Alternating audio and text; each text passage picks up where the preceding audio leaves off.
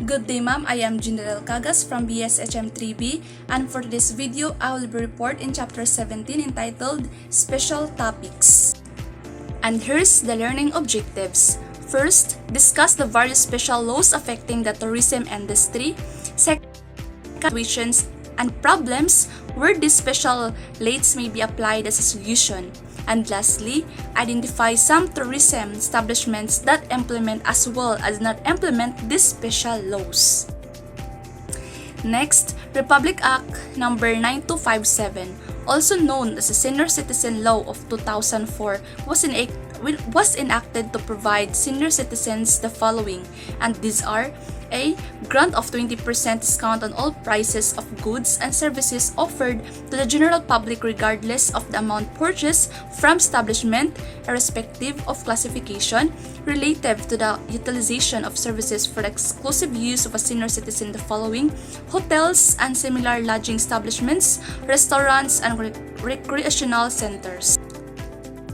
B. A minimum of 20% discount on admission fees charged by theaters, cinema houses, and concert halls,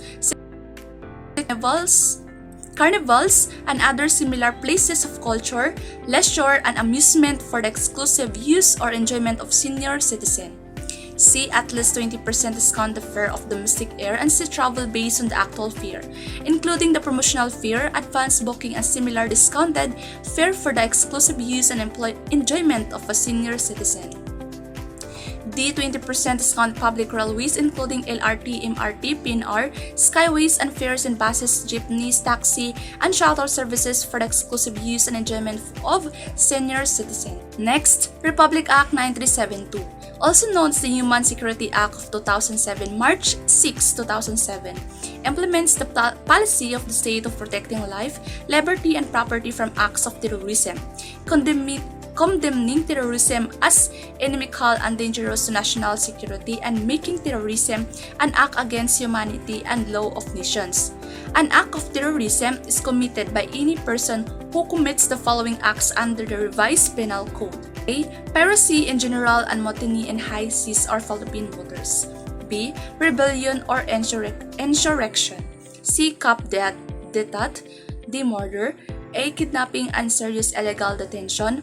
F. Crimes against destruction such as arson, violation under toxic substances and hazardous and nuclear waste control Act of 1990, Atomic Energy Regulatory and Liability Act of 1968, Anti-Hijacking Law, and Anti-Piracy and Anti-Robbery Highway Law, Illegal and Unlawful Precision Manufacture, Dealing in Acquisition or Disposition of firearms, ammunition, and explosives.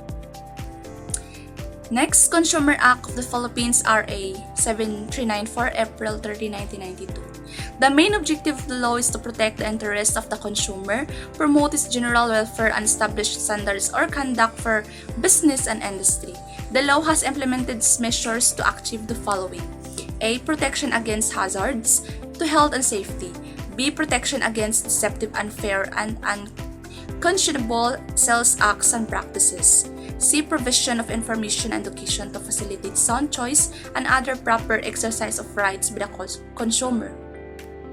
D. Provision of adequate rights and means of redress, and lastly, involvement of consumer representatives in the formulation of social and economic policies. Next, Republic Act No. 8371, Indigenous People Rights Act of 1997,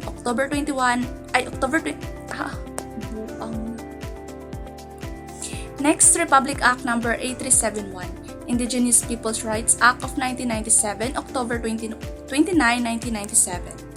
The said law implements the state's recognition and promotion of all the rights of the indigenous cultural communities, indigenous peoples, ICCs or IPs, within the framework of the Constitution. It further enforces the following state policies: A. Recognition and promotion of the rights of the ICCs or IPs within the framework of national unity and development. B. Protection of the rights of ICCs or IPs to their ancestral domains to ensure their economic, social, and cultural well-being, and shall recognize the applicability of customary laws governing property rights or relations and determining the ownership and extent of ancestral domain. C. Recognition, respect, and protection of the rights of ICCs or IPs to preserve and develop their cultures, traditions, and institutions. D. The states guarantee that members of the ICC or IPs, regardless of sex, shall equally enjoy the full measure of human rights and freedom without distinction or discrimination. A. The state's commitment to take measures with the participation of the ICCs or IPs concerned to protect their rights and guarantee respect for their cultural integrity, and to ensure that members of the ICC or IP benefit of an equal footing from the rights and opportunities which national laws and regulations grant to other members of the population. And F. The state's recognition of the obligations to respond to the strong expression of the ICCs or IPs for cultural integrity to assuring maximum ICC or IP participation in the direction of education, health, as well as other services of ICCs or IPs in order to render such services more responsive to the needs and desire of the communities. Next, Article 1. No individual may be subject to disadvantage of any kind because he or she is a member of a particular national, ethnic, linguistic, cultural, or religious minority, or because of his or her sexual leanings. Article 2. The Lawyers Association will take steps to encourage teaching relating to the rights of minorities in law schools and institutions for continuing education with which they are concerned, including teaching as to the nature of such rights and as to the ways in which lawyers may effectively defend them. And Article 3, an individual on trial who belongs to a minority group is entitled to be tried in accordance with principles guaranteed by international law. He or she is entitled to be tried before independent and impartial court. Next, Republic Act 9147, Wildlife Resources Conservation and Protect Act, July 30, 2001. The law implements the policy of the state to conserve the country's wildlife resources and their habitats for sustainability. The law shall have the following objectives, and these are to conserve species and their habitats, to promote ecological balance and enhance biological diversity, to regulate the recollection and trade of wildlife, to pursue with due regard to the national interests the Philippine commitment to international conventions protection of wildlife and their habitats, and lastly, to initiate or support scientific studies on the conservation of biological diversity. Next, the following categories of protected areas are hereby established, and these are strict nature reserve, natural park, natural monument, wildlife sanctuary, protected landscapes and seascapes, resource reserve, natural biotic areas, and other categories established by law. Next, Article 202, Prostitutes. For purposes of this article, women who for money or profit habitually indulge in sexual intercourse or lascivious conduct are deemed prostitutes.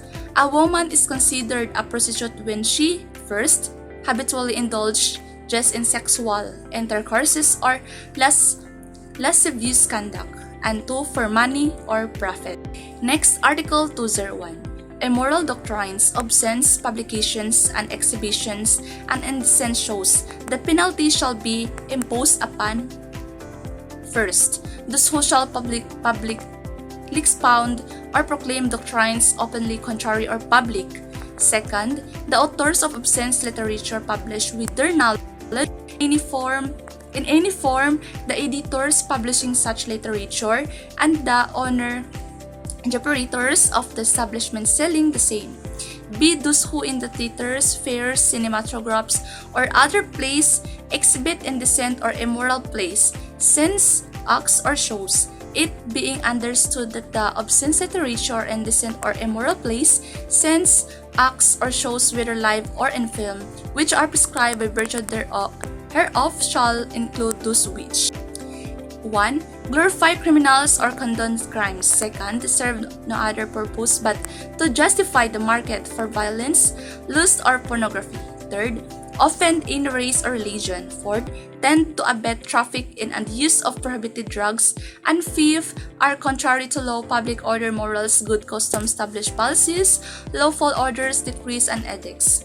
And 3rd, those who shall sell, give away, or exhibit films, prints, engravings, sculptures, or literature which are offensive to morals, as amended by PD Notes 960 and 969, July 24, 1976.